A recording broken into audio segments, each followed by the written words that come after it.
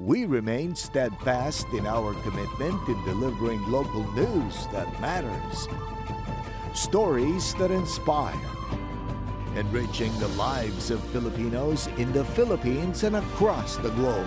This is your GMA Regional TV. Buong puso para sa Pilipino.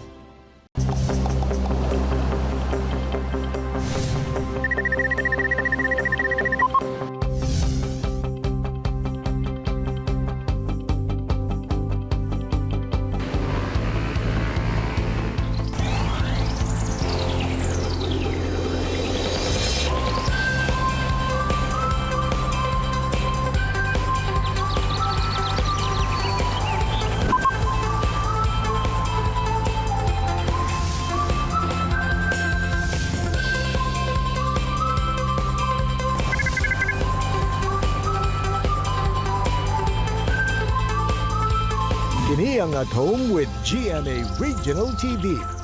Adlawng Webes mga kapuso, laing adlaw na sab aron mas madasig kita nga mopadayon og makigbisog sa kinabuhi. Good morning sa among mga solid viewers sa At Home with GMA Regional TV all over Mindanao. Resi, good morning! Grabe ang hugot mo this morning, Sai, ha? Good morning, Sai. Good morning, mga kapuso. Pero I super agree with you, Sai. Importante yun, mga kapuso, na permit na mahimong inspired and hopeful. Of course, dapat sab nga maningkamot ta mga kapuso nga mahimong malipayon. Bisan pa man og dunay mga challenges sa life. Sama na lamang aning makauban nato sa spotlight nga happy lang pirme. Gani ang followers niya sa social media miabot na og hundreds of thousands. Og ang likes sa iyang mga makalingaw nga contents miabot na og 5 million likes. Grabe, no? Samtang nasab ang spotlight sa atong makauban this morning kay siya usa ka certified good Samaritan. Siya lang naman ang mitabang sa atong mga kababayan sa Siargao nga mapatukod pag-usab ang ilang mga nagubang panimalay human sa hagupit sa bagyong Odette. Ang inspiring story and journey ni Queen Melo kana ang angay natong atangan. And sa Best Talk naman mga kapuso atong makachikahan si kapuso artist Rain Machenzo.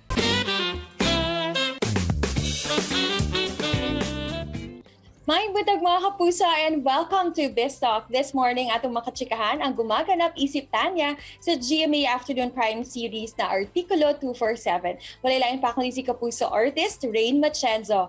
May butag Rain and welcome back dito sa At Home with GMA Regional TV. Kamusta ka na? How's your morning?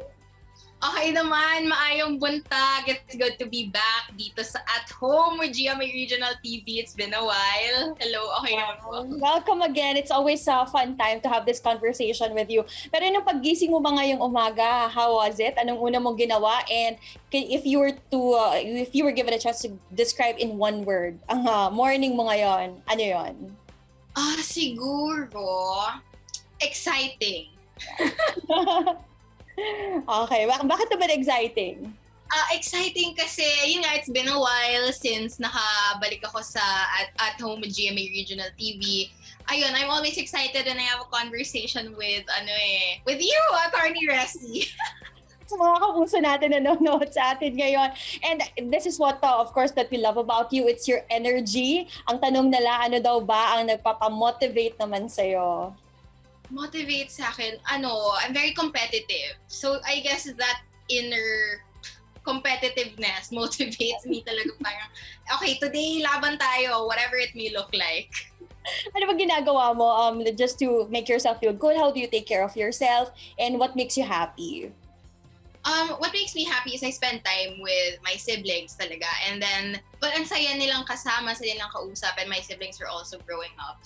And of course, ngayon, 2022 is really good for you, Rain, kasi very busy ka ngayon with Artikulo 247. What can you say na kabilang ka sa series na ito?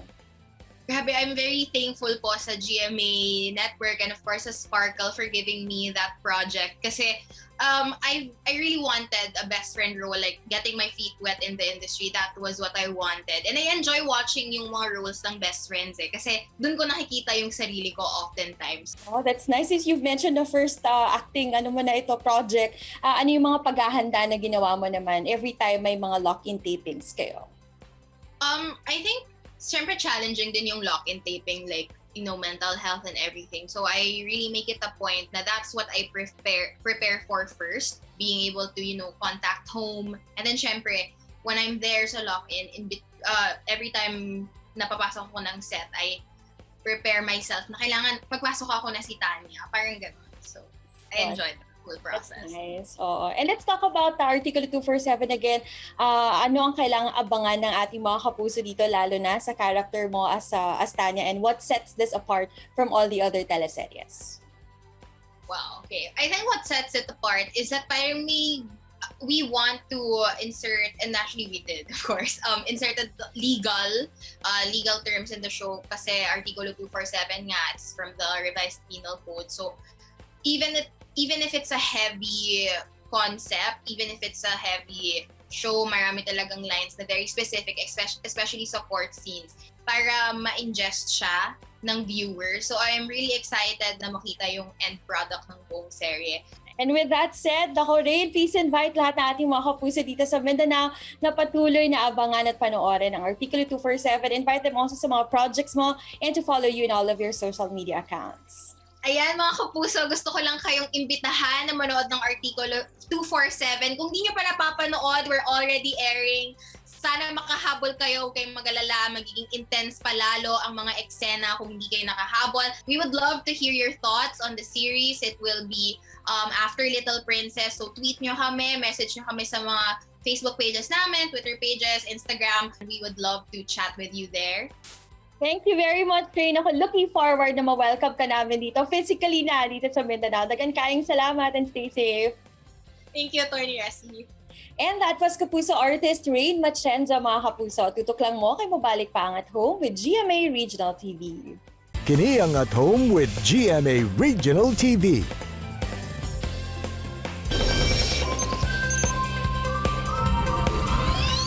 Mga kapuso, kung ikaw certified netizen, for sure natanawan na ninyo ang mga lingaw nga videos sa atong makauban this morning. Ang likes sa iyang videos, niabot lang naman og more than million likes.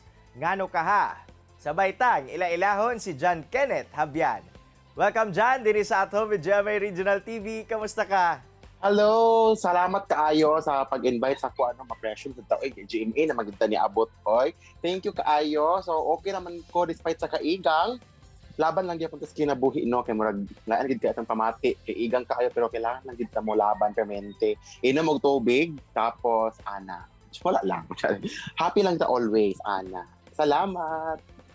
Jan, sa karon usa ka sa mga sikat nga content creator sa social media. How does it feel nga daghan ang nalingaw sa imuhang mga contents? Call, tagaan kag 50 million pero tigsudlay kas upaw. Tagaan po tagag 50 million. Hinloing mga eroplano gamit wet wipes. So at the very beginning gyud no kanang very overwhelmed gyud ko nga daghan kayo nalingaw di ay sa akong mga content sa TikTok kay first gyud wala gid ko nagdahom nga may ani ang ako ang followers kadaghan kay syempre sa una lingaw-lingaw lagid sa ko ang TikTok up until now lingaw-lingaw gihapon siya. Overwhelming lang kay daghan kayo kana mga tao nga akong napalingaw. At the same time naapoy mga tao gyud no nga wala nalingaw pero ato na silang pasagdan sa kay patulan ginagmay para makatilaw pero mas happy ko nga mas daghan kog napalingaw kay murag mo na atong kailangan karon especially nga pandemic. Jan, paunsa ka ba nagsugod as content creator? Unsa ba'y nakatulak sa imuha nga sudlon kini nga industriya? Okay, kung sa kanaging COVID, gud mo gid siya hinungdan sa tanan. Sa pagkinsa tong pangutan-on content creator, kana gyud ang tubag kay kanang TikTok ni medyo ni boom ra gid na siya no katong pagsugod gid sa pandemic and ako adto wala na pud ko nag content jud ang ako adto is kanang mag-scroll lang ko sa TikTok tapos magkatawa ako sa kanang mga unsay tawag ani kanang mga videos nga naa dito akong kakakita. Tapos na ako'y gibuhat isa ka video nga wala ko nagdahom nga mo trend ay siya. Yung gara-gara na dito tanan. So pag trend ad to murag ganahan na pud ko ba nga magpadayon bitaw. So moto dito nagsugod ang tanan. Ikaw ba Jan, hilig na gyud ba nimo mohatag og kalingawan bisan pa man nga walay kamera? Ay correct, very correct. Charot. Actually kanang mao na gid siya akong personality no what you see in TikTok kay mao gid na siya akong personality pud sa real life off cam kanang dili sugot ako mga friends nga mula agbi nga wala ko kanang kailangan gid nga ako para bibo gid kaayo no for example kanang magdula mig volleyball kailangan bibo kay na ana mga kasikas nga kanang para lingaw kay murag para dili pud laay bitaw ang panagtipok so lingaw-lingaw na gid atong kailangan. Karon dyan nga nailhan ka na sa online, no? Unsa ba ang nahimong kalahian ni ini sa imuhang kinabuhi? Oh, okay. So, wala man kayo siya nalahi. Wala kayo nalahi sa akong kinabuhi. Simple lagi gyapon ako pamuyo. Mora gud gihapon. Guwapa ra gyapon. Charot. Mora gyapon akong pamuyo kanang ang nakalahi lang siguro kay mas daghan ang mga tao karon nga akong makita sa gawas na mas nakaila sa kuha. Mo nang murag usahay kay maulaw ko ba kay dili ko anad aning nga kinabuhi nga kanang daghan kay nakaila sa kuha because before kanang maglakaw-lakaw sa malls mga ana. Syempre normal na bit nga person and karon nga nag-start kog TikTok na naila ko sa TikTok medyo daghan nagpa-picture, daghan nag-hi, hello sa kuha sa public and I'm very very happy na naay mga ana nga mga tao jud. Unsa pa ba ang laing angay namong atangan sa imuhang mga contents dyan? Ay, atangin ninyo kay walay puas nga content atong i-upload taman sa naapay TikTok mag-upload ko kada adlaw kay mao gid na ato ang tumong og tinguha hangtod sa kahigturan ang maghatag og kalingawan sa ato ang mga kuan sa ato ang mga viewers ano so manaay mao gid ako ginaingon ka na mag-live ko sa TikTok nga manaay views or wala na ay madaghan ang views or gamay so long as naapay views kailangan lang kita mo padayon sa ato ang pagka-content creator. Actually, at sa pinakauna, kadili ko na ako gina-consider akong self na content creator, influencer. Ang ako yung mga followers o ako mga fans ko mga fans-ish ang gatawag sa ko ang content creator ko, influencer ko. Pero ako, dili gina ko na siya gina-consider as of now. Pero, moving forward, happy lang gid ko sa tanang kakahitaw sa akong life and padayon ta sa paghata og kalingawan sa TikTok. Daghang salamat dyan, Habyan, padayon sa paghatag og kalingawan sa atong mga kapusong netizens. Amping kanunay. Daghang salamat! Relax lang mga kapuso, kay mubalik pa ang At Home with GMA Regional TV. Kini ang At Home with GMA Regional TV.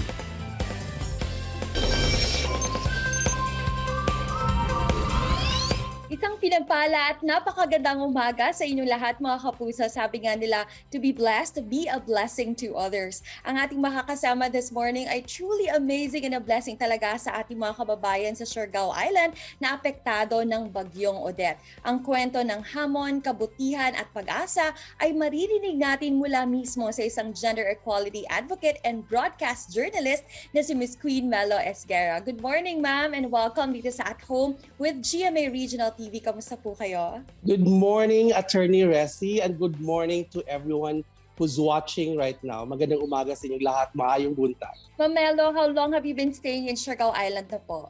You know, I moved to Siargao last year. I didn't plan to move to Siargao.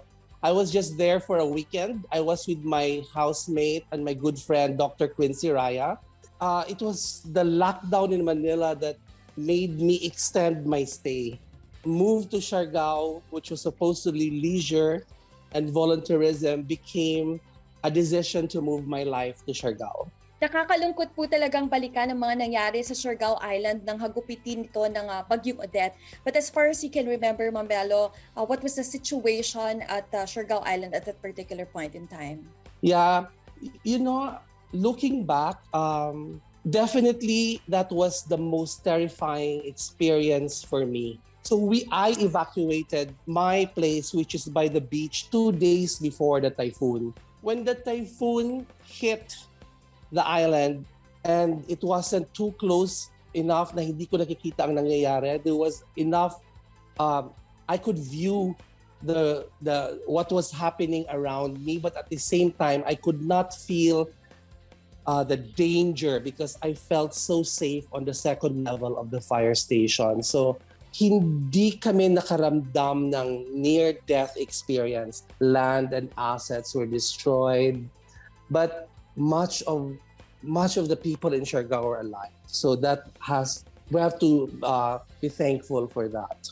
What was your initial reaction also when you saw the aftermath of Bagyong Odette? Alam mo yung kasi when you experience the typhoon as intense as Typhoon Odette, the shock is just so, parang everybody's shocked. So lahat ng nakakausap mo, parang tuliro. So on that night, after the typhoon subsided, I saw some of my friends na talagang walang-wala na sila sa pag-iisip. They were walking on the roads trying to find help. But the following day, the morning after, you will see the most beautiful sunrise, lighting everything by daylight na makikita mo gaano kasira yung buong isla. So, wala kang ibang may isip kundi umiyak, maging emotional because of the mixed emotions na parang you're just so thankful that you are alive. This time naman po, pag-usapan natin itong proyekto ninyo sa Siargao Island, the Napush Pinas, where namigay po kayo ng mga materyales para sa pagpapagawa ng mga bahay sa mga apektadong residente dyan sa Siargao. Ano po ba ang nag-motivate sa inyo, Ma'am Melo, to be able to initiate this project? You know, I've been in a journalist for more than 20 years, and I've done a lot of activism work through the years. So when you have this kind of experience and when you are confronted with a crisis as huge as this one, the first thing that comes to your mind, being safe and being able to help, is tanong mo sarili mo, how can you help others? Since ang dami mong nakitang nawala ng bahay, ang dami mong nakitang nagugutom, ang dami mong nakitang probably talagang walang-wala na, and they have no other options but to live in such a disastrous state or utter state of devastation. Yung spirit ng pagtutulungan, yun yung maganda sa Siargao that inspired me even further to really help those who are most vulnerable after the typhoon. Sa ngayon po ba, ilang mga families na po ang natulungan ninyo at ilang bahay na ang mga naipatayo ninyo? We made sure that we will be able to rebuild properly the homes of our beneficiaries. And we committed to first 10 families para para talagang buo yung pagtulong at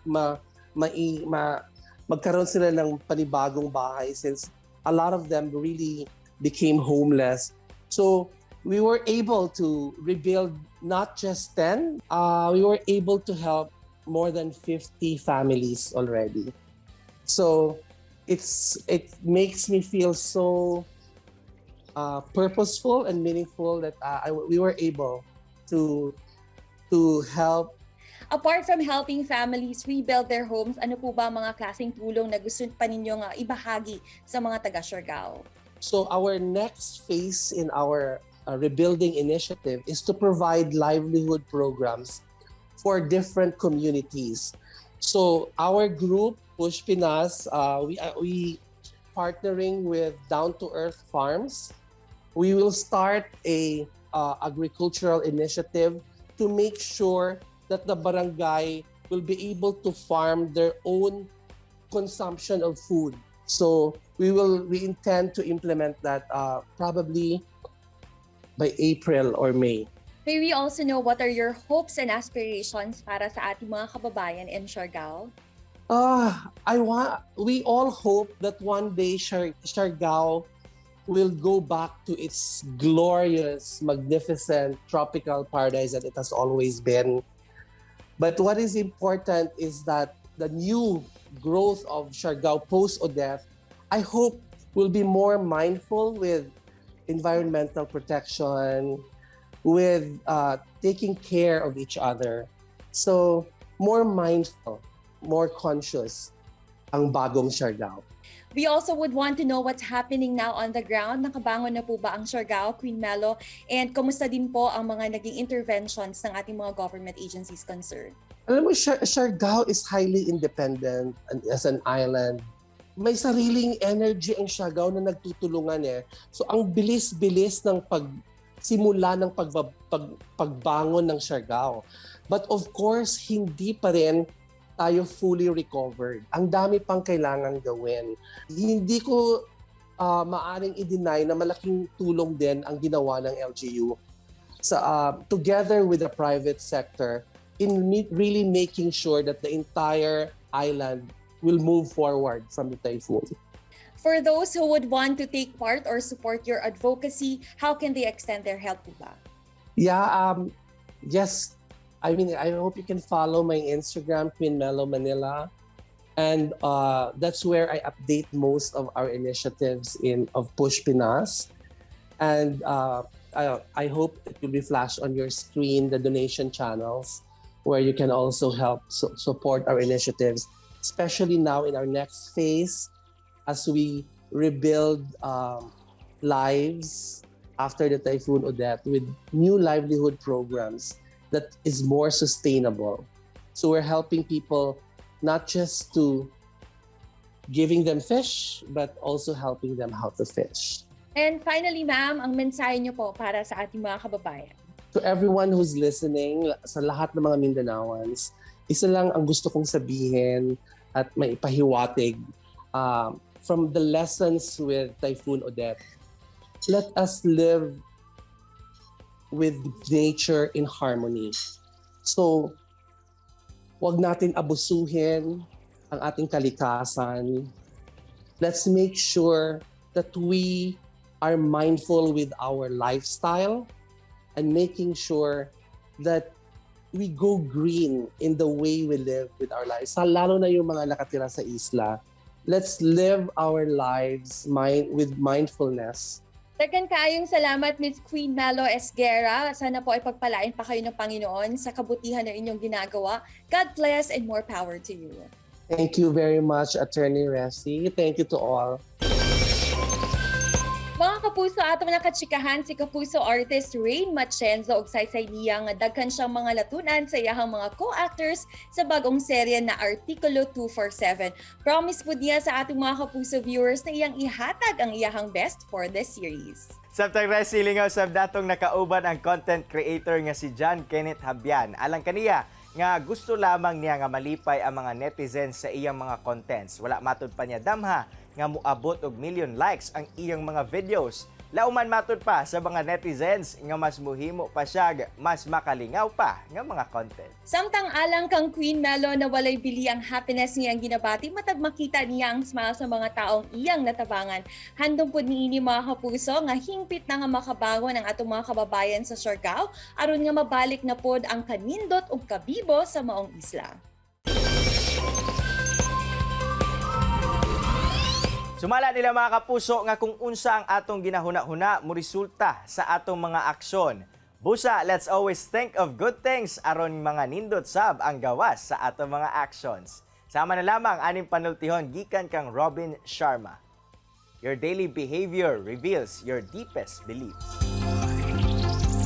Mga kapuso, makita pagbalik ang atong episode pinagi sa pagbisita sa www.gmaregionaltv.com ug ayaw kalimot na mag-subscribe sa official YouTube channel sa GMA Regional TV. Mag-uban-uban na sab kita ug mga kapuso sa Kapuso Fans Day. Stay safe and well and always start your morning with a smile. Ako si Attorney Resi Lizada. Kinisab si Cyril Chavez. Buong puso para sa Pilipino.